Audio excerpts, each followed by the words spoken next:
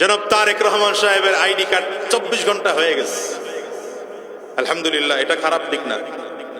তো আমার কথা হচ্ছে, জনাব তারেক রহমান সাহেবের আইডি কার্ড যদি 24 ঘন্টায় করা যায়, আমারটা 24 ঘন্টা হবে না কেন? আপনারটা 24 ঘন্টা হবে না কেন?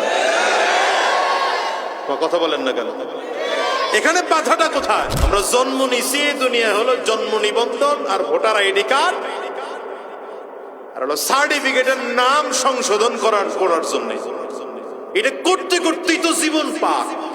কি ঠিক না বেঠিক বলেন? আপনারা যদি জনাব তারেক রহমান সাহেবের আইডি কার্ডটাকে মাত্র 24 ঘন্টায় করতে পারেন, তাইলে বোঝা যায় আপনাদের কাছে এমন প্রযুক্তি আছে যে 24 ঘন্টা আইডি কার্ড বের করা যায়। আপনি সাধারণ মানুষকে সার্ভিসটা দিচ্ছেন না কেন? সুদ খাওয়ার জন্য, ঘুষের ব্যবসা করার জন্য। কি কথা বলেন না কেন?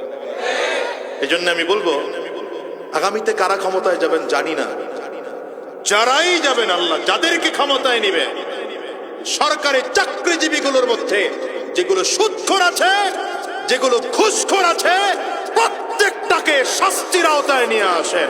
এই বাংলাদেশ অটোমেটিক সুন্দর হয়ে যাবে।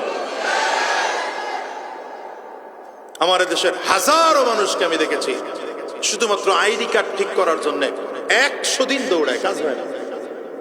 জন্ম নিবন্ধন ঠিক করার জন্য দৌড়ায়।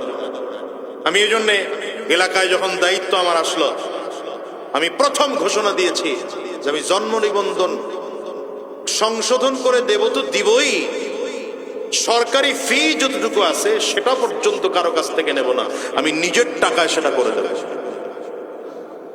আলহামদুলিল্লাহ, আমার এলাকা এখন ভেজাল মুক্ত, আল্লাহ শুকর। জনপ্রতিনিধি হইল যে আমার আয়সা আমার যেটা কাজ করতো এটা আমার প্রস্তাব দিছে, হুজুর 100 টাকা করে, স্বাক্ষর দিলে 100 করে। বুঝেন নাই কথা? আগের জন্য যেমনি দিছে, পরের জন্য যে এমনি প্রস্তাব দিব। বললাম কোনো 100 নাই, তুমি টাকা নিবা কম।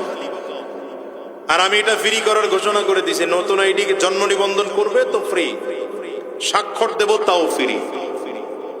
আমার তো জনগণের টাকা খাওয়ায়া ভোট নেওয়া লাগে নাই, তো আমি জনগণের সেবা দিতে গিয়ে টাকা খাবো কেন? এখন আপনারা যাদেরকে টাকা খাইয়া ভোট দেন, তার কাছ থেকে সেবা নিতে গেলে তো টাকা দিয়েই সেবা নেওয়া লাগবে। কি কথা বুঝেন নাই? আমাদের চরিত্র ভালো না তো।